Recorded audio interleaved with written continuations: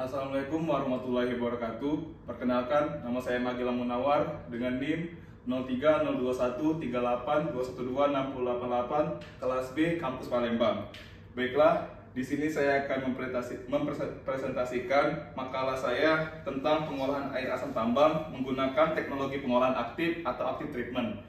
Baiklah, di sini saya akan mempresentasikan makalah yang berjudul Analisis efektivitas kapur tohor dan zeolit untuk peningkatan pH dan penurunan kandungan logam Fe dan Cu pada pengolahan air asam tambang.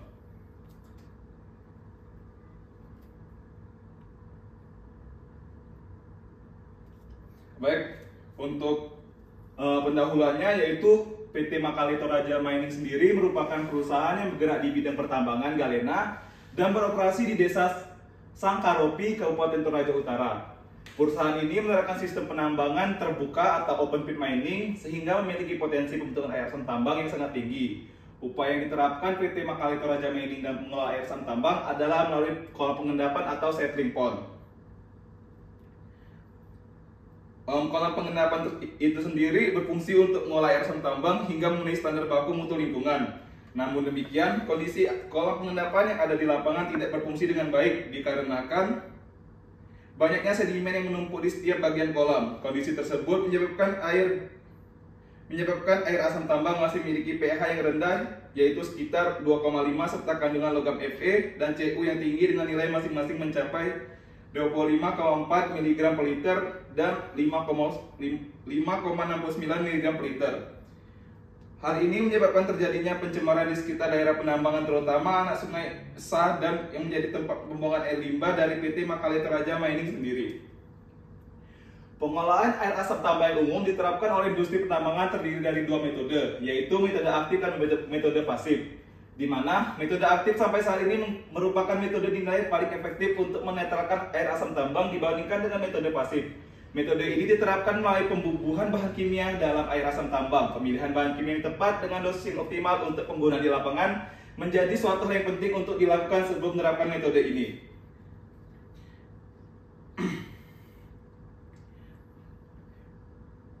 Kapur tohor merupakan material berwarna putih berbentuk amorfos dengan rumus kimia CaO. Kapur tohor sendiri merupakan bahan yang paling banyak digunakan dalam pengolahan air asam tambang dengan metode aktif.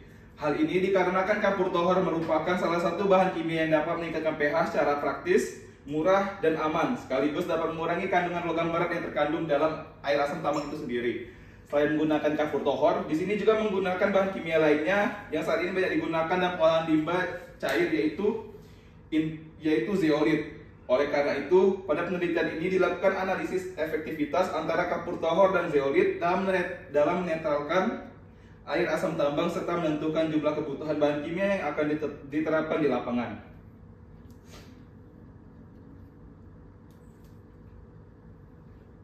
Untuk metode penelitiannya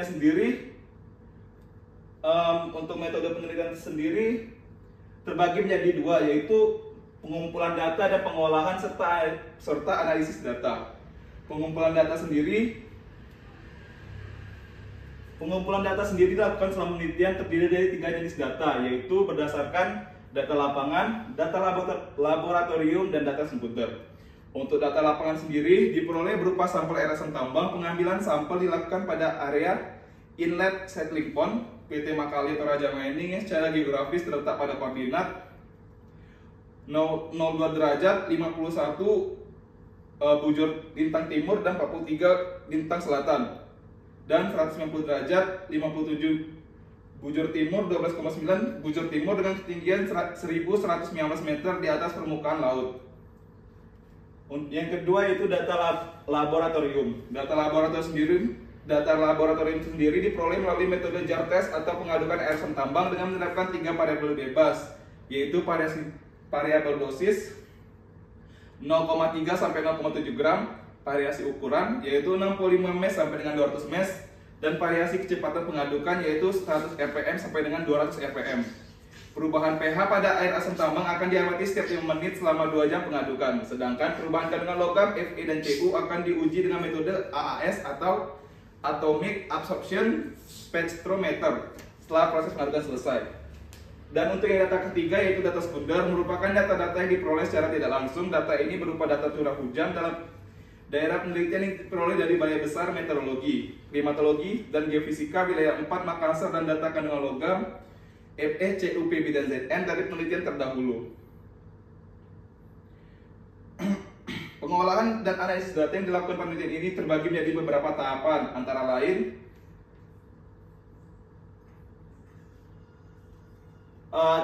terbagi menjadi 4, antara lain analisis korelasi data, penentuan bahan kimia paling efektif, analisis data curah hujan, serta perhitungan kebutuhan bahan kimia untuk diterapkan di lapangan. Untuk pengolahan analisis data yang dilakukan penelitian ini terbagi menjadi beberapa tahapan seperti yang saya sebutkan tadi. Yang pertama ada analisis korelasi data. Analisis korelasi data sendiri adalah untuk mengetahui intensitas dan sifat hubungan dari ketiga variabel bebas yang diterapkan pada air asam tambang terhadap tingkat hubungan dari ketiga variabel bebas yang ditetapkan pada air asam tambang terhadap tingkat efektivitas bahan kimia yang digunakan dalam menetralkan air asam tambang dari segi perubahan nilai pH baik Fe maupun CO. Analisis ini dilakukan dengan bantuan software Microsoft Excel 2016. Yang kedua yaitu penentuan bahan kimia paling efektif. Penentuan bahan kimia yang paling efektif itu antara kapur, toho, dan zeolit. Pada penelitian ini dinilai berdasarkan kemampuan kedua bahan kimia tersebut dalam menetralkan air asam tambang.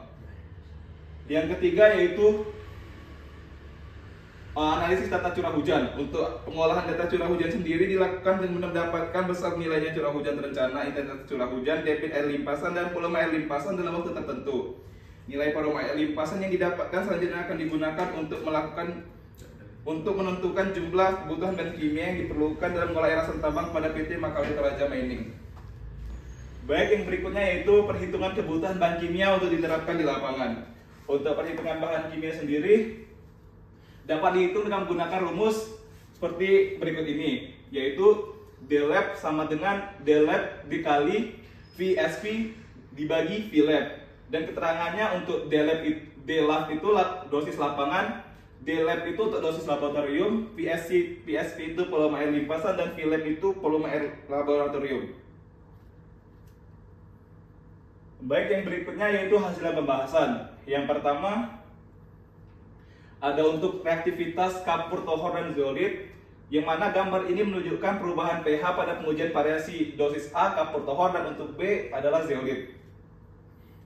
Berdasarkan hasil pengujian yang telah dilakukan, perubahan pH yang terjadi air asam tambang dengan penerapan variasi dosis tersebut mengalami perubahan yang signifikan. Nilai akhir pH yang dihasilkan berbanding lurus dengan penambangan dosis kapur tohor pada gambar 1A. Yang kedua, sedangkan pada pengujian variasi dosis zeolit, nilai pH yang dihasilkan dari semua dosis zeolit yang diterapkan pada air asam tambang hanya mengalami perubahan menjadi 2,6 dari nilai awal menjadi 2,5 pada gambar 1B.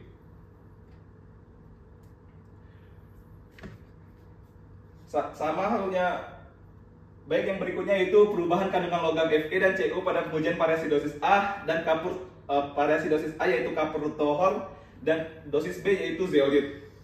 Sama halnya dengan perubahan pH sebelumnya, penurunan kandungan logam Fe dan Cu pada air asam tambang juga mengalami penurunan seiring dengan bertambahnya jumlah dosis kapur yang diberikan. Perubahan kandungan logam pada air asam tambang dengan variasi dosis kapur tohor sangat signifikan dengan laju penurunan Fe dan Cu mencapai 99% pada gambar 2A.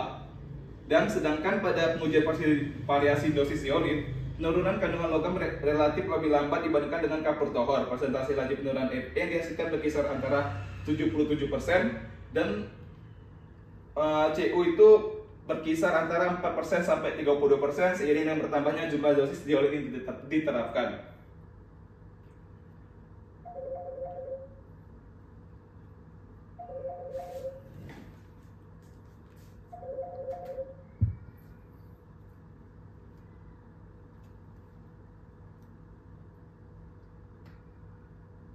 Baik, berikutnya itu perubahan pH dan pengujian variasi ukuran A untuk kapur tohor dan B untuk zeolit. Penerapan variasi ukuran pada kapur tohor menghasilkan perubahan pH yang signifikan pada setiap ukuran kapur tohor. Namun demikian, dapat dilihat bahwa ukuran 65 mes menghasilkan nilai akhir pH yang lebih besar dibandingkan dengan ukuran 200 mes. Nilai pH yang dihasilkan pada ukuran 65 mes mencapai 7,1, sedangkan ukuran 200 mes hanya meningkat pH hingga 6,9 seperti gambar 3A. Pengadukan air asam tambang dilakukan menggunakan kedua.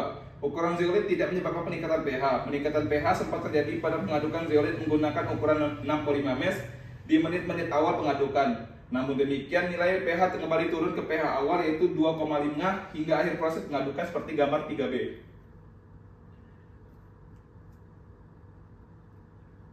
Baik, gambar berikutnya yaitu perubahan kandungan logam Fe dan Cu pada pengujian variasi ukuran A untuk kapur tohor dan variasi ukuran B untuk zeolit.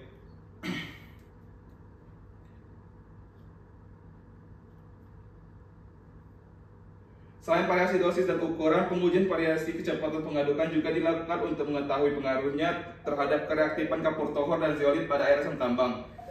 Pada penerapannya di lapangan, kecepatan pengadukan ini akan berhubungan dengan debit air limpasan yang mengaduk kapur tohor secara alami atau hidraulis. Kecepatan pengadukan yang dimaksud adalah kecepatan flokulator dengan melakukan pengadukan mekanis. Variasi ini kecepatan pengadukan yang digunakan pada pengujian ini adalah 100-200 rpm. Baik, yang berikutnya yaitu gambar 5 yaitu perubahan pH pada pengujian variasi kecepatan untuk A yaitu kapur tohor dan B yaitu zeolit.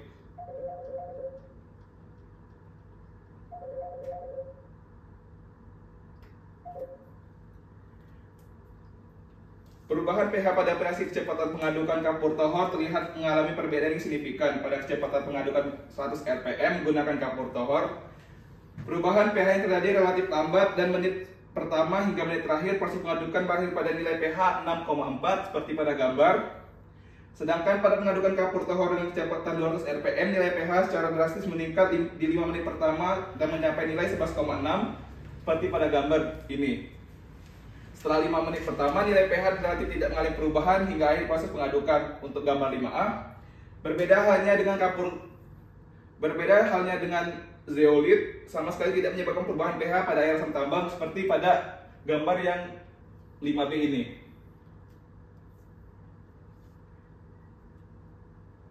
Baik, gambar 6 merupakan perubahan kandungan logam Fe dan Cu pada pengujian variasi kecepatan untuk A yaitu kapur tohor dan B yaitu zeolit. Perubahan kandungan logam Fe dan Cu pada kapur tohor juga mengalami penurunan yang signifikan. Laju penurunan yang dihasilkan pada pengujian variasi kecepatan pengadukan kapur tohor telah mencapai 99% pada kecepatan diterapkan. Namun demikian, dapat dilihat bahwa pada kecepatan 200 rpm, kapur tohor lebih efektif dalam menurunkan kandungan logam Fe dan Cu pada asam tambang dibandingkan dengan ukuran 100 rpm. Dapat dilihat pada gambar 6A. Sedangkan pada bahan kimia zeolit, penerapan variasi kecepatan pengadukan 100 rpm dan 200 rpm menghasilkan laju penurunan kandungan logam dan Fe dan Cu yang hampir sama. Laju penurunan Fe dapat dilihat seperti gambar berikut. Baik, yang berikutnya yaitu analisis korelasi data. Analisis korelasi dilakukan dengan membandingkan antara nilai akhir pH antara Fe dan Cu yang didapatkan dengan masing-masing variabel yang digunakan pada variasi dosis, ukuran, dan kecepatan pengadukan. Berdasarkan hasil analisis korelasi dengan menggunakan kriteria pada pengadukan kapur tohor, ketiga variabel bebas yang diterapkan memiliki intensitas korelasi yang sangat kuat, antara 0,7 sampai 0,9 terhadap nilai pH, perubahan pH, serta mengandung kandungan Fe dan Cu yang terjadi. Selain itu, sifat yang dihasilkan pada variasi dosis dan variasi kecepatan menunjukkan sifat positif pada penurunan pH dan negatif pada penurunan perubahan Fe dan Cu. Hal ini menandakan bahwa semakin tinggi jumlah dosis dan kecepatan diterapkan, maka nilai pH akan semakin meningkat dan kandungan logam Fe dan Cu semakin menurun. Sedangkan pada variasi ukuran kapur tohor, sifat yang dihasilkan adalah positif, yang berarti semakin besar ukuran kapur tohor yang digunakan, maka kandungan logam Fe dan Cu semakin menurun. Berbeda halnya dengan kapur zeolit. Korelasi dengan intensitas yang sangat kuat dan bersifat negatif hanya terjadi pada variabel jumlah dosis dan ukuran partikel. Kedua variabel tersebut juga hanya mempengaruhi perubahan kandungan logam dan tidak mempengaruhi nilai pH. Sifat korelasi tersebut menunjukkan bahwa semakin tinggi dosis dan semakin kecil ukuran zeolit yang diterapkan pada air asam tambang, maka kandungan logam Fe dan Cu akan semakin menurun.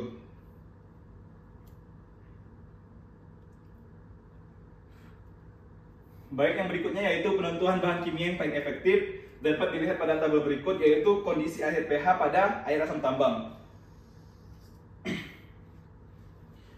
Seperti yang ditunjukkan pada tabel 1, bahwa di antara semua dosis yang diterapkan pada kapur tohor hanya 3 dosis yang memenuhi standar. Dosis tersebut antara lain 0,3 gram, 0,4 gram, dan 0,5 gram.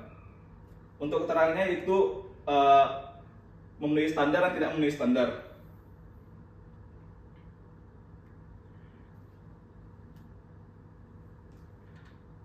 Baik, tabel kedua yaitu kondisi akhir Fe dan Cu pada air asam tambang.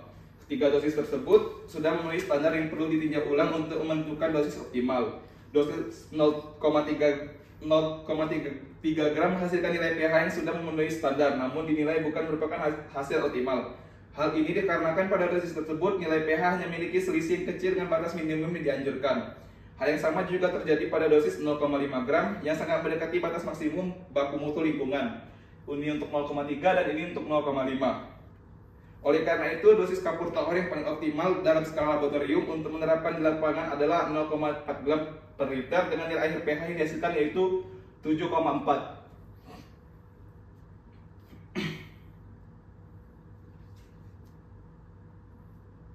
Baik, berikutnya yaitu analisis data curah hujan.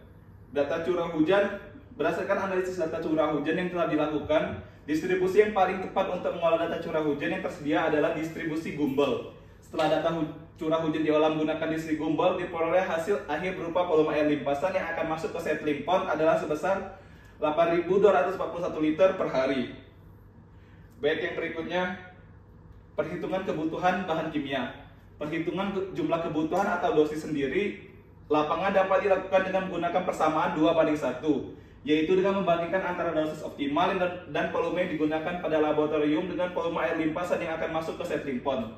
Berdasarkan ketiga parameter di atas, maka diperoleh jumlah kebutuhan bahan kimia yang diperlukan untuk mengolah air asam tambang pada PT Makale Toraja Mining adalah sebanyak 3,3 kg per hari. Baik, yang berikut adalah kesimpulan.